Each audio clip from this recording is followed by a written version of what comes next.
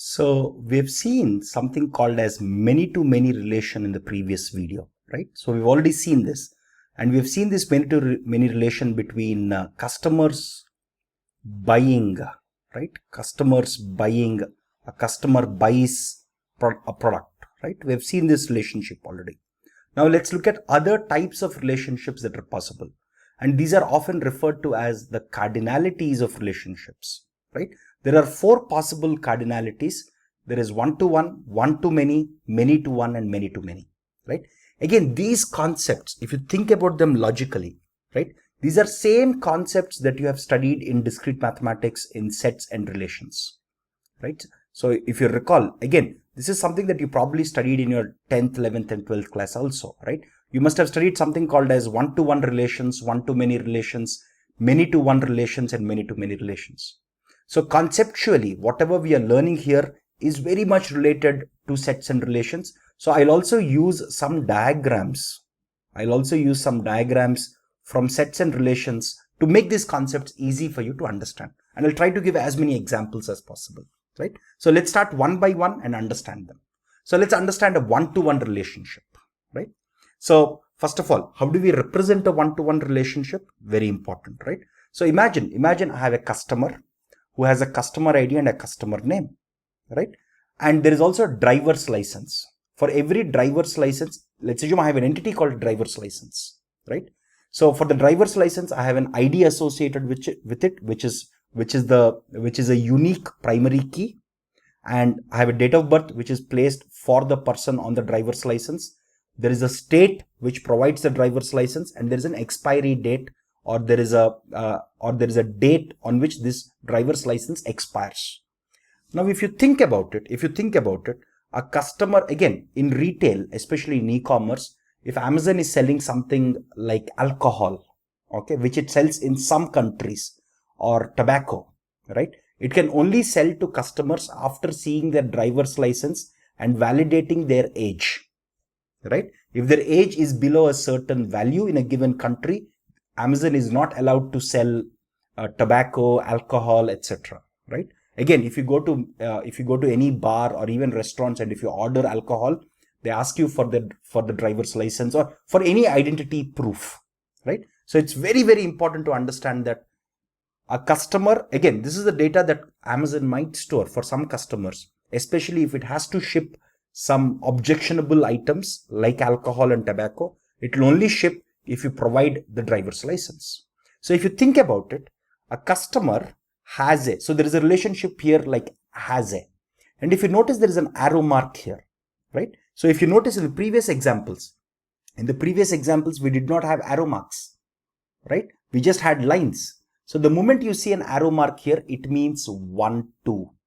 So the moment you see an arrow mark here, it means this entity participates in this relationship called has a in a one-to-one fashion here.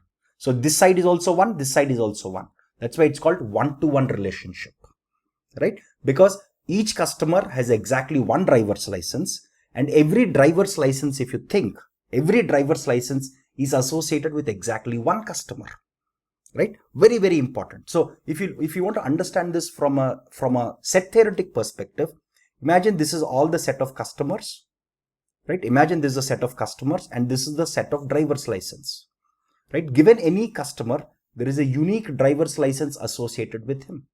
So this has a relationship. Again, this has a relationship. The customer has a driver's license, is represented using these lines, right? So for every customer, there is a unique driver's license, right? So this is very, very important. And there may be some customers who don't have driver's license, right? It's very, very possible, because if a customer does not want to order objectionable items, he may say, I don't want to give you a driver's license, right? Because I'll never order alcohol or tobacco or any objectionable item. So I don't want to share my driver's license. So there will be some customers here who do not want to give their driver's license, right? So that's one possibility.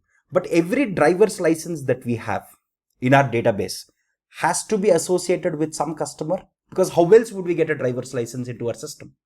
Okay, we are not going to the government and asking them to give us all the driver's license. All these driver's licenses have been uploaded by customers, right? So if you think about it logically from a participation perspective, again, we have looked at partial and total participation, right?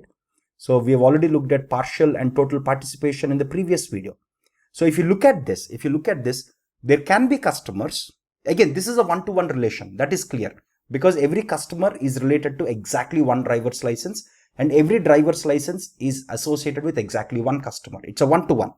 But there may be customers, okay, there may be customers who do not have a driver's license, which means customers, if you think about it, again, I don't want to draw an arrow, customers participates, the entity customer participates in this hazard relationship and that participation is partial because every customer may not have a driver's license in a database. But for the driver's license itself, it's a total participation, right? For driver's license itself, it's a total participation because for every driver's license we have in our database, right? For every driver's license, there is a customer associated with it. So if you think about it, I can actually draw two lines here. Again, we have seen that if there is two lines here, it means total participation. This implies total participation from the driver's license entity and partial participation from the customer entity, but from both sides it is one-to-one.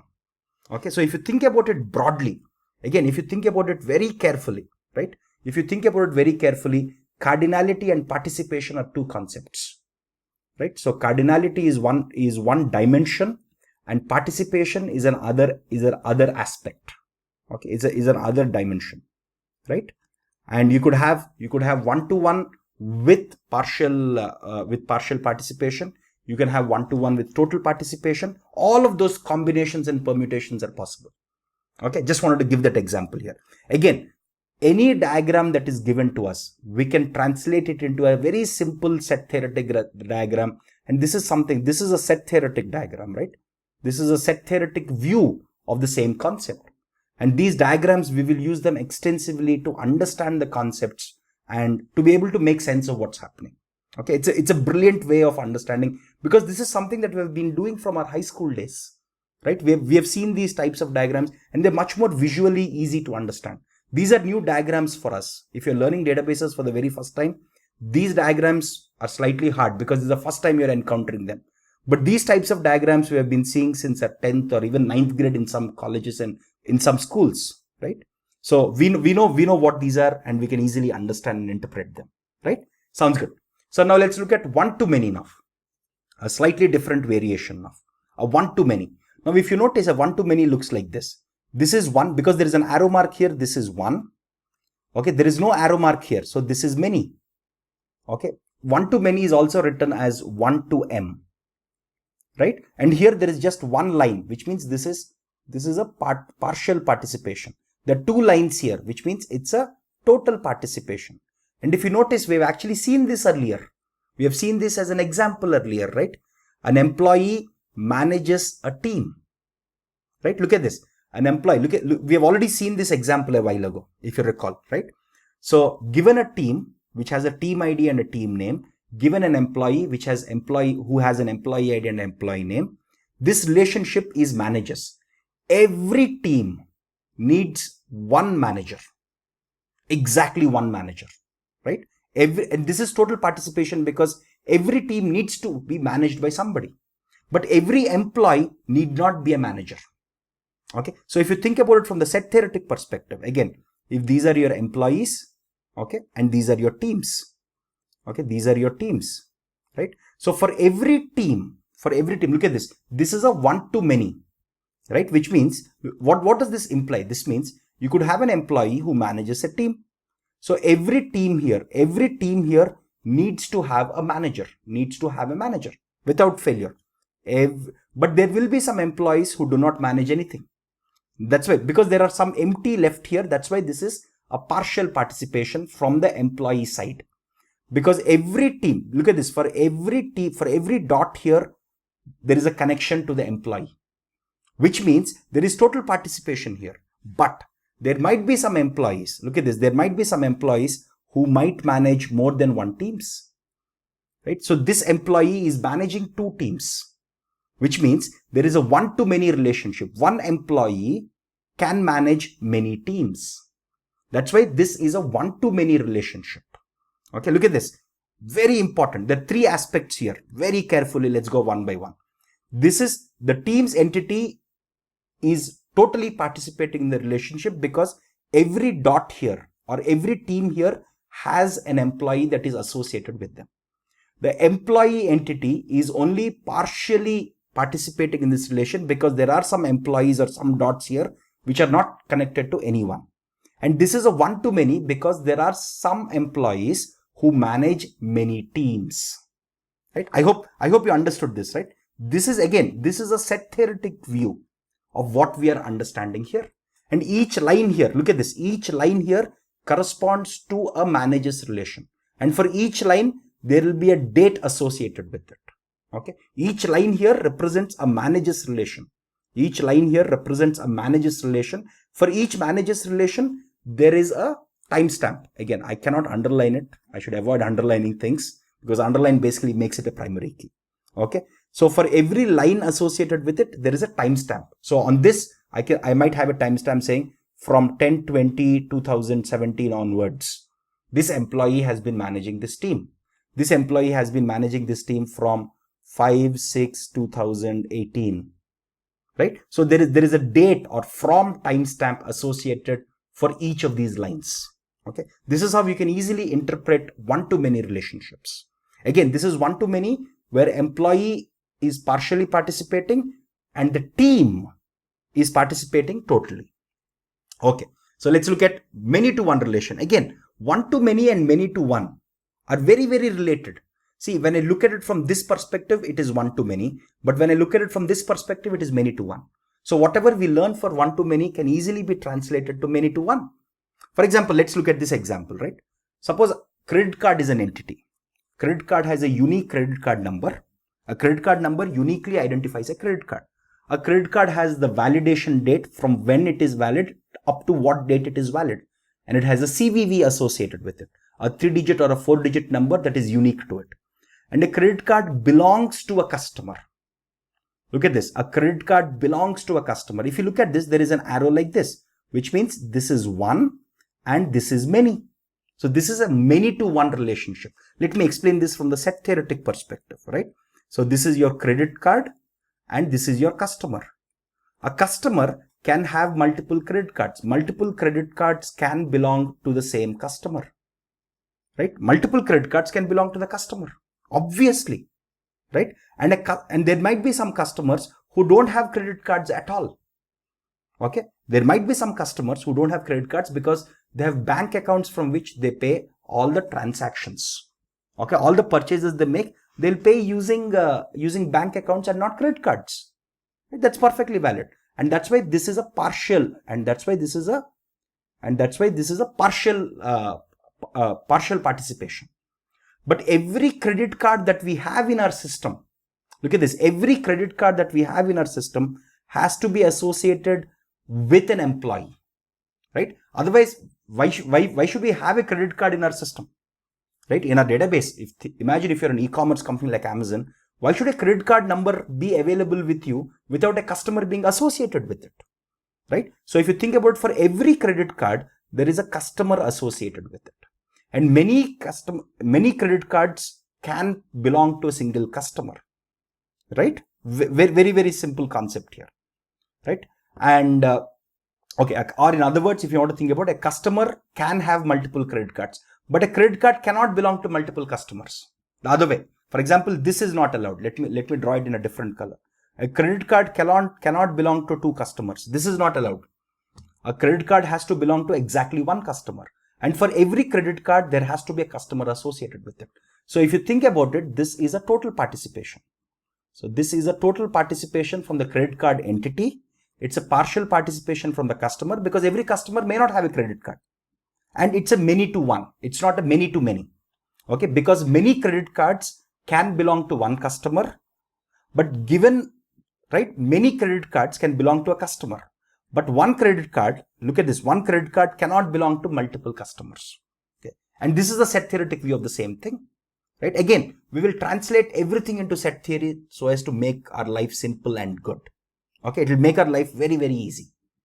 Sounds good. Now let's go to many-to-many relation. Again, we have seen this, right? Customer buying products. A customer can buy many products. A product can be bought by many customers, right? Now let's look at the set theoretic approach to it, right? These are your customers and these are your products, right? These are your products. A customer can buy multiple products. A product can be bought by multiple customers. There might be some customers who have not bought any product. There might be some products which are not bought by any customers. That's why this is a partial. That's why this is partial. This is a partial participation. That's why this is also a partial participation. This is a many to many, right? Very simple example. Again, translating everything into set theory makes our life extremely simple. And again, it'll be extremely helpful, as I'll show you a little later, right? So now, again, there is one major hiccup here, which is the notation that we have seen. We have shown this type of arrow to represent one relationship, this to represent many relationships. But this is not the only notation or convention used. Like, for example, if you have a many to one relation, right? So all these are, so how do we represent a many to one relation? If I have a person, if I have a birthplace, right? And if I have a location, person, birthplace, location. This is a many to one relation. I typically represent it like this. For every person, right? For every person, there is exactly one birth location, but given a birth location, there can be multiple people born there, right? So this is my many to one relation. Okay. And you saw me representing it using an arrow mark. This is one of the many ways to represent it. Okay. There are multiple conventions. There is something called as a Chen convention, which actually does not put any arrows, which basically writes n and 1 here. There is something called as a IDE F1X representation where you see a slightly different notation. These are all multiple ways. Again, you can find this diagram on Wikipedia. If you just go to Wikipedia and if you search for ER diagrams, these are multiple ways which are very popular ways of representing instead of using the simple arrow and line that we have seen earlier till now. There are many alternative conventions and alternative diagrammatic approaches of simply representing the one and many relations. And some databases, I've seen this type of Martin Crowfoot's, or it's called the Crowfoot diagrams. I've seen this in many databases like MySQL, etc. Right? Again, as long as you have conceptual clarity, you can easily pick up all these notations. Okay. But the notation that I have introduced is one of the more popular notations, and it's also very easy to understand. Instead of drawing some complex diagrams here, arrow mark, line, much more simple, right? But in the real world, when you have to do actual real world stuff, you might see your colleagues or friends or other software engineers using different notations and conventions. I just wanted to call that out. At any point, if you're confused, just go to Wikipedia and you'll get this diagram. That's what I have always done. I've seen some people write it in Crowfoot approach. I would just go to Wikipedia and say, okay, what does this mean? Okay, this means n, this means 1. Okay, I would translate it into my own arrow mark and line, and I start understanding what's happening, right? Now comes a very, very interesting topic. Since we've understood a lot of things, right? We have understood cardinalities of relationships, like one to one, one to many, many to one, many to many, all of them. We have also seen participations. Okay. So we have also seen total participation and partial participations, right? We have seen both these concepts. Now, given an ER diagram, imagine we want to construct tables. Okay. We have an ER diagram. We want to translate it into tables. While translating into tables, we have to look after cardinalities, participations. We also have to look after keys and things like that. There are a couple of rules that we want to adhere to, right? Whenever we are translating to tables. Number one, let's say we want to minimize the number of tables, right? One of our tasks is to minimize the number of tables. Okay. And it makes sense, right? Why do you want to store the data unnecessarily in more tables? Makes a lot of logical sense. Second, very, very important. Every table should have a primary key, right? Every table should have a primary key. Primary key is a must. And this is actually good because if a table has a primary key, right, I can do something called as indexing on this key. We'll learn about indexing in one of the future chapters. Having primary keys in tables makes the table extremely fastly queryable. I can search in this table very fast, right? So having a primary key, let's say, is a must. because this helps us build better tables. Third thing, this is very, very important. Each cell in your table must have just one value, must have only one value. For example, let me give an example of what I mean by this. Suppose, imagine I have a table here. I have customer ID and let's say credit card number. Okay. A customer can have, let's say, customer ID 1. Let's assume customer ID 1 has 2 credit cards. Okay. Suppose my credit card numbers are A, B, C and D, E, F. Now, if you notice, this cell here has 2 values. I don't want to have 2 values in any cell. Each cell must have exactly 1 value.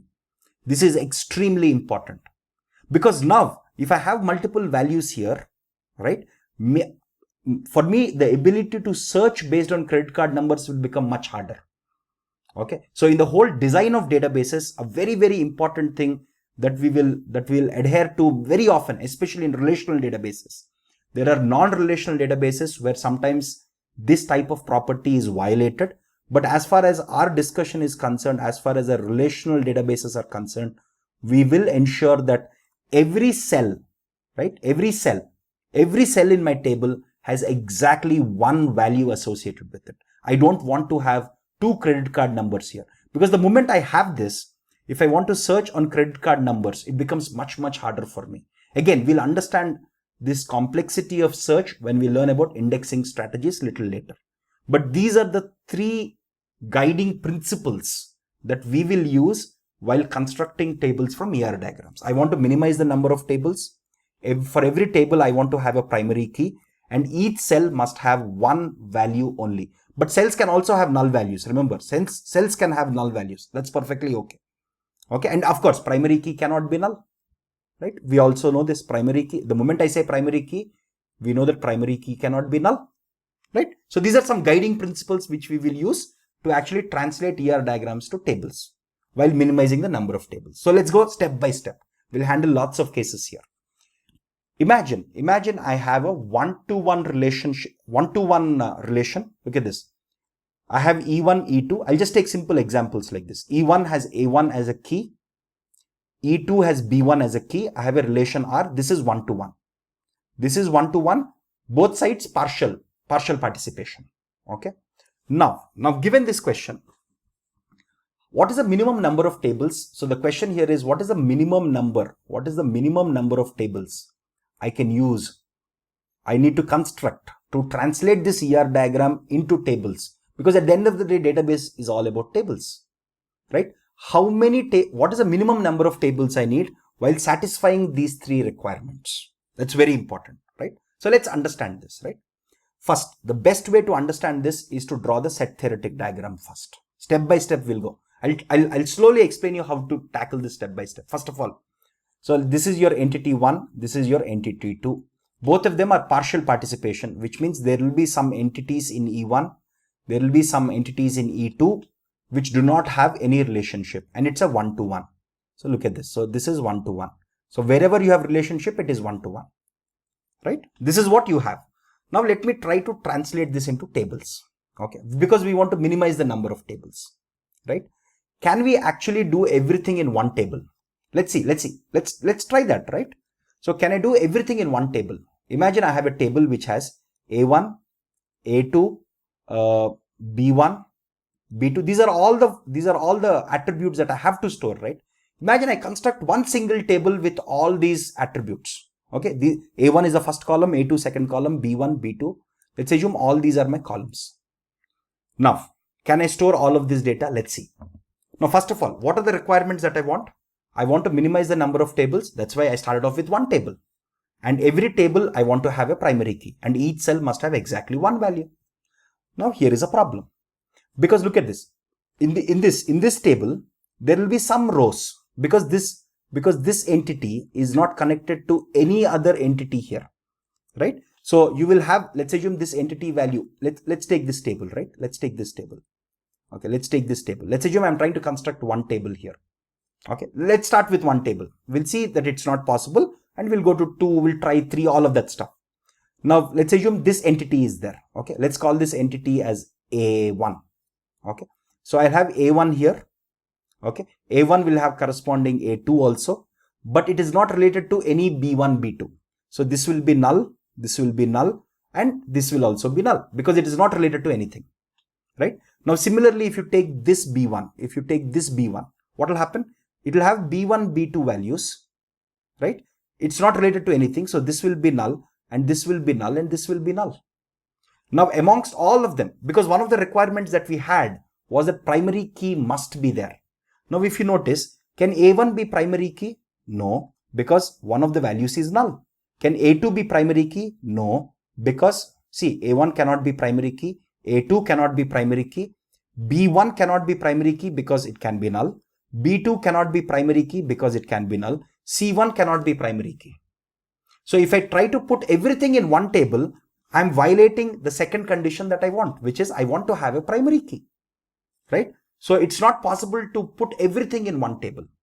Okay, I hope you understood this, right? See, the moment I have this A1, see, for this A1, I'm entering the value here A1, A2, but this A1 is not related to anything. It's not related to anything. That's why the corresponding B1, B2, C1 values are null. Similarly, this B1 has B1, B2, but it's not related to any item in this set.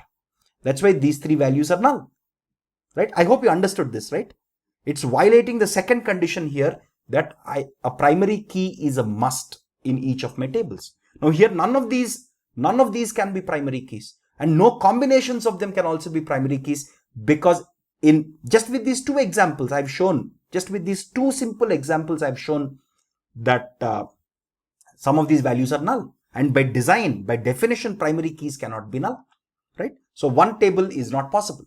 Okay, so one table is not possible. So let me write that down here. Okay, I'll just erase this. I'll try to reuse the same space. Okay, so one table not possible. Is two tables possible? Let's try to understand that. Can I do two tables? Okay, let's try that. Let's try that. So how do we do that? Okay, so let's assume I have a table.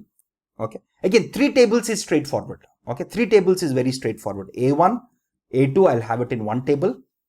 B1, B2, I'll have it in another table. Okay, this is one table. Okay, let me not put them in arrows. So this is one table, right? So this is another table. The third table will be, as we discussed a while ago, because this relation is a relation on these two entities, take the primary keys here. So A1 is obviously a foreign key here. B1 is a foreign key to this, and I'll have C1. So three tables certainly possible. Makes complete sense. It doesn't violate. Again, this is the primary key here, this is the primary key here. For this table, I can also have some ID. I can also design an ID here, right? I can also design an ID, or if an ID is not present, let's assume an ID is not present. Okay, that's also possible. Suppose an ID is also not possible, then my primary key here is a combination of all these three. So my primary key here is A1, B1, C1. That certainly is a primary key in my relation, because it's a one-to-one relation, right? Think about it, it's a one-to-one relation, right? So obviously it's a primary key. So that's perfectly valid for me in this case, right? So 3 is possible. Is 2 possible? Let's try to answer that question. So I hope you all are convinced that 3 is straightforward, nothing very hard there. But is 2 possible? Let's try to design something with 2 now. Okay, that will be fun. So imagine if I design a table like this, A1, A2, okay, A1, A2. So, okay, A1, A2, let's say I also try to somehow, see this relation needs to have information about B1 also. Okay, so let's see. So what if I have B1 and C1? This is my first table. My second table is, let's say, B1, B2. Let's say, so B1, so this is my first table, this is my second table. Here my key is B1, very good. Here my key is A1, but look at what will happen. If I insert A1 here, see, because A1 is the key, I'm inserting all these values here. See, for this value, suppose let's assume this value is A10. Okay, very good. I'll have A10, this will be A11, right? Correspondingly, let's assume this is B3, right? This will be B3 and whatever is the C value, let's say C3, whatever. Okay, so whenever this relationship exists, that's cool. I can simply enter a row, there will be no null values. But if let's assume I have A1 here, which is not related to anything here, then what do? I enter A1. A1 also has corresponding A2, cool, but it's not related to anything in this set. So this value will be null. Look at this B1 is a foreign key. Don't forget that this B1 is a foreign key. Okay, but B1 will be null because A1 is not related to anything here because it's a partial relationship, right? C1 also will be null because there is no relation itself. Where will C1 exist, right? And because for this table, A1 is the primary key, B1 is not a primary key, so it can be null. What stops me from having that to be null? It is just a foreign key. So I can design it with two tables where the first and all the information here is captured, right? Suppose, for example, look at this, A10 is related to B3. That information is captured in this first row. A10 is related to B3. That information is captured, right? A1 is not related to anything. That information is also captured here, right? Again, obviously, for each of these, there will be B1 and B2. That information is also captured here, right? So I can do it with two tables. I cannot do it with one table. I can do it with two tables and obviously three tables. But the minimum number of tables I need to do it is 2, not 3. Okay. So if I have a one-to-one relation, which is partial on both sides, again, all this understanding, I can easily arrive at it from the set theoretic diagram. Again, I'll show you many examples. Don't panic if you have not completely digested this, because I'll show you some 6-7 examples. By just looking at these diagrams, we'll answer whether we need one table, two tables, or three tables, or even sometimes more tables, right? So let's go step by step. What if we have this? We have a one-to-one relation. Look at this. This is a one-to-one relation. But this side, one side of it is a total relation. One side of it is total, one side of it is partial, right? Now, how many tables do we need? So let's draw the set theoretic diagram first. The approach is set theoretic diagram, right? So you have E1, you have E2. This is total participation, which means for every, look at this, for every value here, there has to be an image. Okay, there has to be a relation for everyone, because this is total participation, right? It's also one-to-one, which means there can be some values in E2. There can be some values in E2 which are not related to anything in E1. Okay, but everything in E1 is related to E2 because it's a total participation. Now let's ask this question. Can I get away with one table now? Okay, imagine I design a table like this with A1, A2, B1, B2 and C1. Can I just get away with one table now? Okay, look at this. If let's assume this is related to this, right? This is related to this. In such a case, what will happen? So in this case, let's call this as case 1, right? In case 1, what will happen? You will have an A1 value, you will have an A2 value, you will have a B1 value, you will have a B2 value, you will have a C1 value. Perfect, right? So this case is one case. The other case is this. The other case is this 2. In case 2, where you have B1, B2, but you don't have corresponding A1, A2 and C1. All these three will be null, right? Because this one, this value, this type of entity, this case 2 entity is not related to anything in E1, right? Because it is not related, this is how it will be. These two values will be null, right? These two values will be null. C1 also will be null, because if there is no relation, there is no attribute related to the relation itself, right? Now, which means A1 cannot be primary key, A2 cannot be primary key, C1 cannot be primary key. But look at this. B1 is already a primary key of E2, right? So can B1 be the primary key of this table? Look at this. Can B1 be the primary key of this table? Obviously. Because if you look at this, what do we want? 3 conditions. Minimize the number of tables. Every table should have primary key, and each cell must have exactly one value. Now, if you notice, for any value here, let's say this is 3. Okay, for 3, right? I will first input its B1. I'll first list its B1, B2 values.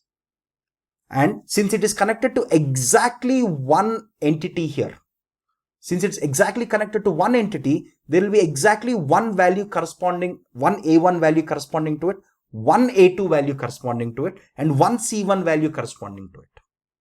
Right? There will be exactly one values. So it's also not violating this condition that each cell must have one value.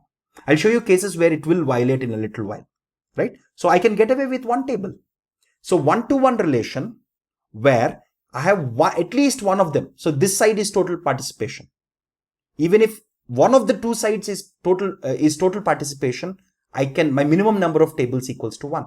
If both sides are total participation, okay, then obviously I can get away with one table, right? Then I will not even have the null cases. Then either A1 can be a primary key or B1 can be a primary key in such a case, right? If both sides are total, right? Again, all of this you can arrive at from the set theoretic diagrams. That's why I've emphasized so much on the set theoretic diagrams. Again, we'll see many more cases now, slowly. Now imagine I have one-to-many relation. Okay, so this is one, this is many. This is a one-to-many relationship. Both sides are partial here. Okay, both sides are partial. So let's see the diagrammatic way of looking at it, right? So this is your E1. Again, whenever you have this problem of trying to translate something or convert something to minimum number of tables, first draw the set theoretic diagram. Okay, this will help you enormously. So what is it? It's a one-to-many, right? So one can map to many, right? One can map to many, cool. But this can't be connected to many. Look at this. This can only have one pre-image. It cannot be connected to two because it is one to many. It's not many to many. Okay, it is one to many, right? It's not many to one or many to, it's not many to many, right? And both sides are partial, which means I can have a case like this. There will be some left empty here. There will be some left empty here. Okay. Now let's see if one table is possible. Okay. Let's see if one table is possible. Okay. So what all fields do we have? We have A1, A2, B1, B2 and C1. Okay. Let's see. We'll try to put everything in one table. Now let's go case by case. Okay. Let's look at this guy. Okay. This is case 1. Let's look at this person, case 1. Okay, for case 1, what will happen here? If you think carefully, for case 1, what will happen? Okay, so B1 is present, B2 is present, single values. Correspondingly, it's connected to A1, A2, C1 is also present. Perfect. So it doesn't violate anything. It doesn't violate any of the three. So it doesn't violate the primary key problem. No issues with empty cells. No issues with cells which have exactly one value, right? So all cells have exactly one value. No problems. Case 2. Okay, let's look at case 2. Case 2 is this empty guy, right? What happens to the empty person? He will have B1, B2, C1 will be null, A2 will be null, A1 will be null, which means this cannot be a primary key, this cannot be a primary key, this cannot be a primary key. If anything, only B1 can be a primary key, right? Because B1 is a primary key of entity 2. This is the only possibility now. Now let's see. Okay, let's look at these two people now. Okay, let me change the colors here. Okay, let's think of this person as 3 and this person as 4. Okay, so for 3, so this is 1, this is 2, right? And this is 3. Now what can we do here? Okay, so for 3, what will happen here? Okay, actually before we even look at 3 and 4, there is actually a better case here to look at, right? So, okay, let's look at this person as 3, right? For this person, you have A1, you have A2, but B1 and B2 are null and C1 is also null, right? And if you notice here carefully, because both sides are partial relations, your B1 is null, which means it cannot be a key. Your B2 is null, which means it cannot be a key. So if you think carefully, none of these things can be a key, which violates the condition that we have seen, that we want a primary key, right? So we cannot get away with one table.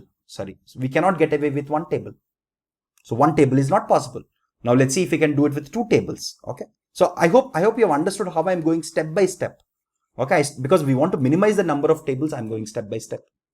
Okay. So let's assume I want to do 2 tables. This is my table 1 and this will be my table 2.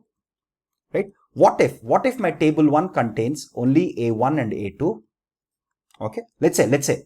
And my table 2 contains, let's say, B1, B2, C1 and A1.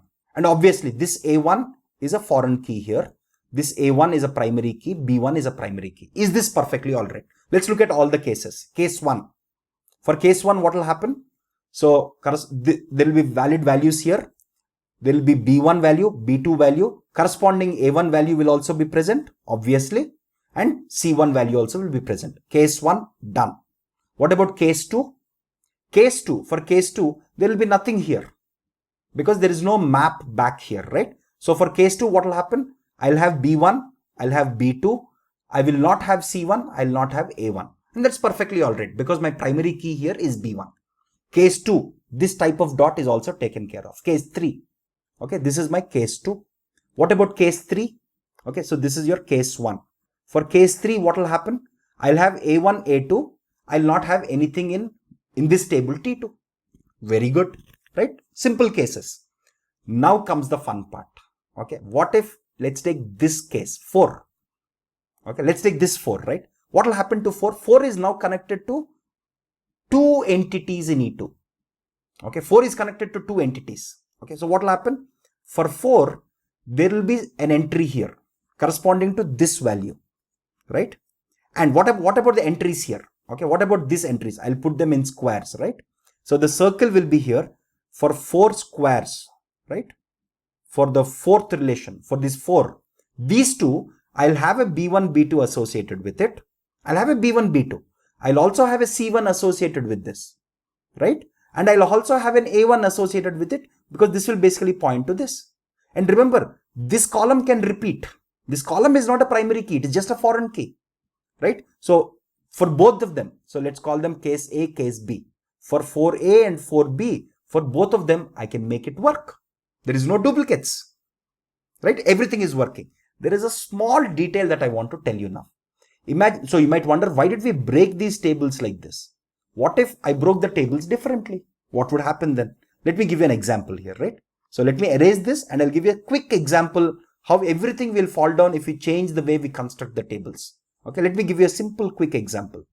Okay, so let's assume I constructed the tables differently. Suppose I said, let's have A1, A2, B1 and C1. This is one table and I have B1, B2 in the second table. This is a primary key, this is a primary key, this is a foreign key.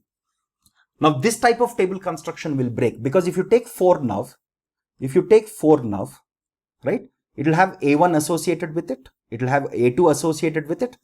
But this is now connected to 2 values here, which means I'll have to enter A comma B here, right? And there are 2 lines here corresponding to 2 values of C.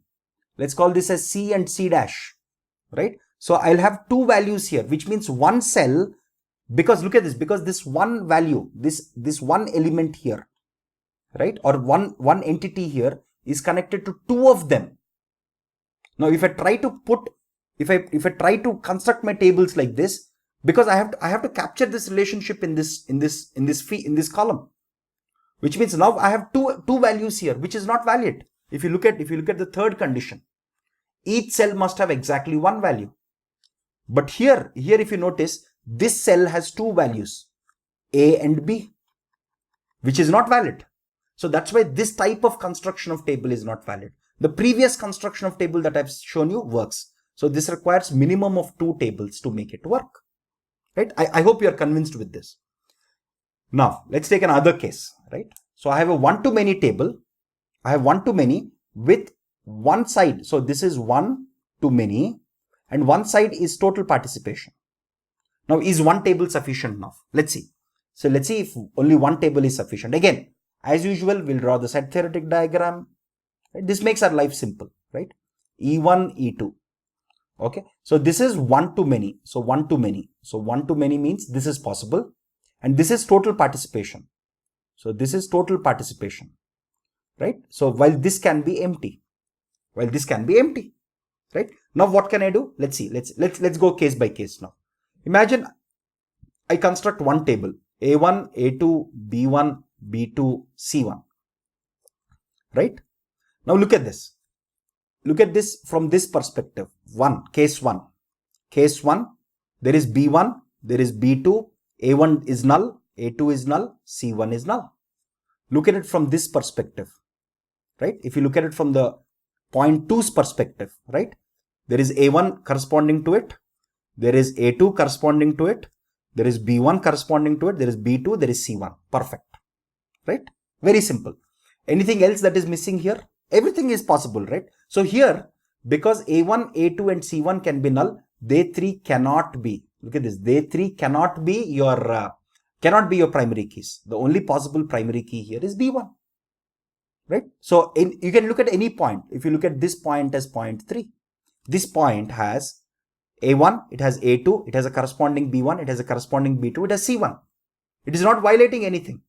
And my primary key here is B1. Right? So one table is sufficient if you have a one-to-many relationship with one side being a total participation. And remember, whatever we have learned for one-to-many works for many-to-one also. See, one-to-many and many-to-one is just a reflection. See, if I read it from this side, it is one-to-many. If I look at it from this side, it is many-to-one. Right? So whatever we are learning for one-to-many with both partial, one-to-many with one total, the same logic applies everywhere. Right? So now look at this. There is another way. So here, if you notice, this is one-to-many, but the total participation is on the one side. There is a second case. Okay. Same one-to-many. Look at this. Same one-to-many. This is one-to-many. Right? But the total participation is on the many side. This is different. Okay. Now, can I get away with one table? Let's see. Okay. Can I get away with one table? Let's see. So this is my E1. This is my E2. This is one-to-many. So one-to-many. Right? Let me just draw the diagrams, right? One-to-many. This side, total participation. This side, not total participation. Now, can I get away with one table? Let's see. Okay. A1, A2, B1, B2, C1. Okay. Let's go case by case again. So let's take this first guy's case. Okay. For this person, for this point's perspective, there is B1, there is B2, there is C1. There is a unique A1, there is a unique A2. Very good. Now let's look at it from this person's, okay. We can also look at it from, okay. Now let's look at it from point 2's perspective, right? For point 2, there is A1, there is A2, very good. There is A1, A2, very good. Okay, things are looking good now. Okay, but there is no B1, there is no B2, there is no C1, which means if you think about it, B1, B2, C1 cannot be primary keys. The only possible primary key here is A1, right? There is only one possibility, which is A1. Now look at it from this point's perspective. Again, this is a primary key, right? This is a primary key. So we decided that A1 is the primary key. Now let's look at it from this third point's perspective.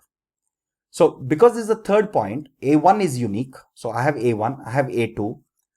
Again, this column cannot repeat.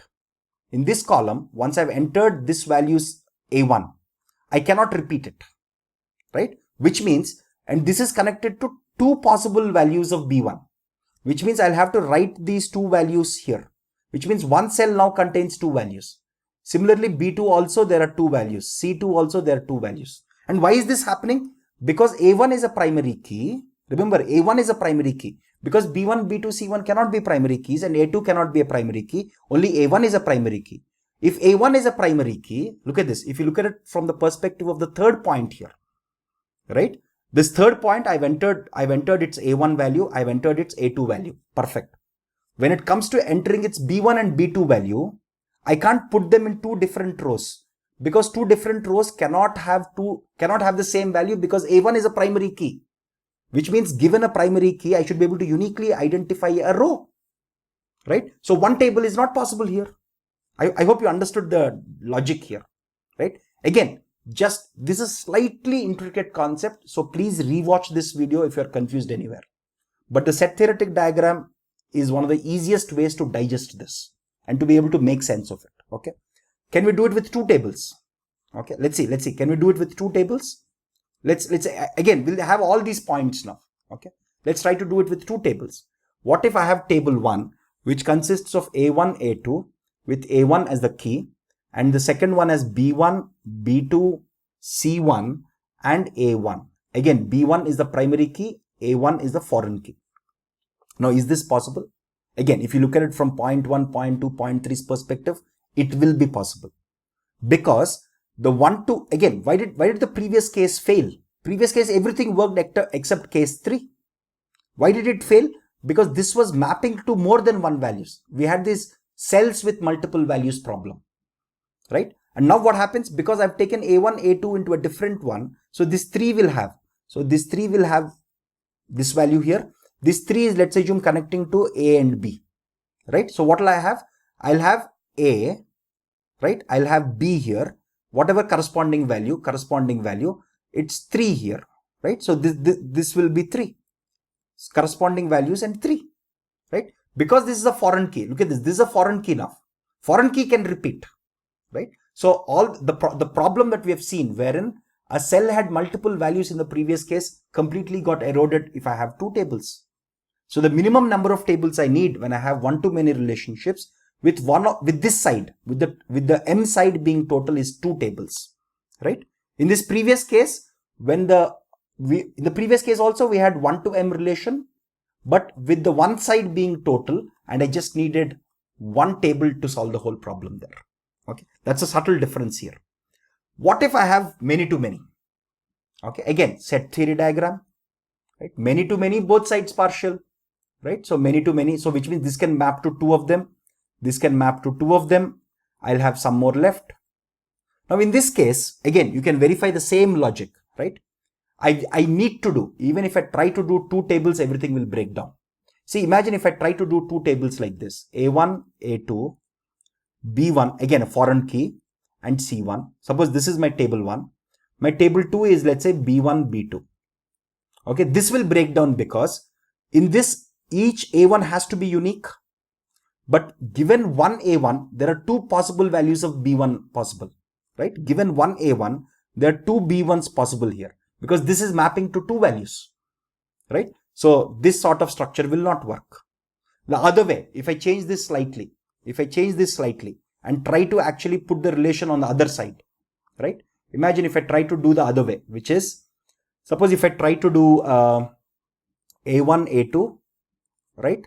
And the second table is B1, B2, B1 and A1 here, foreign key, and C1 here. Even this won't work, because given this B1, right? Given this B1, unique B1, again, this is a primary key, so it has to be unique. Now this is connected to 2 A's. Okay, so which means now I get a set, right? So whichever way I break this down, whether I combine R with E2 or I combine R with E1, both cases fail. In this case, I need 3 tables. 1 table for just storing E1's information, 1 table to store E2's information, 1 table to store the relation itself. 3 tables I need in this case. There is no shortcut here, right? So what if we have something slightly different? What if I have a many-to-many relation, but one side is total, right? Can I now do something interesting here, right? Can I just get away with 2 tables now? Let's see. So again, let's go to our set theoretic diagram, right? This is many-to-many, so which means this can map to 2 of them. This can also map to 2 of them, right?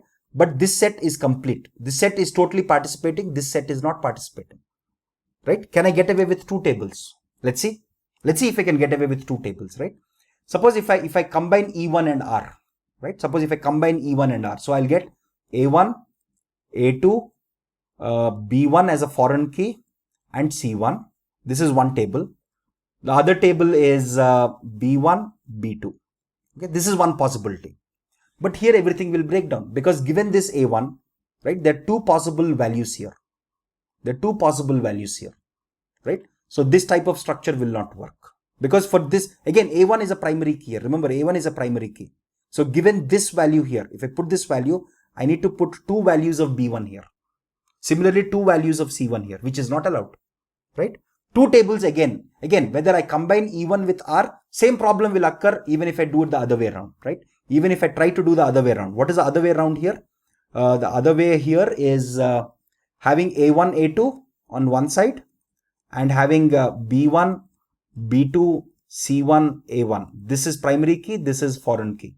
Even this won't work, because given this B1 now, okay, I have 2 C1s and I have 2 A1s that it has to map to, which is not allowed, right? So many to many, even with one side total, you need 3 tables, right? There is no escaping this fact, right? So I hope you got a good sense of, again, is there anything? Okay, let's look at another example, right?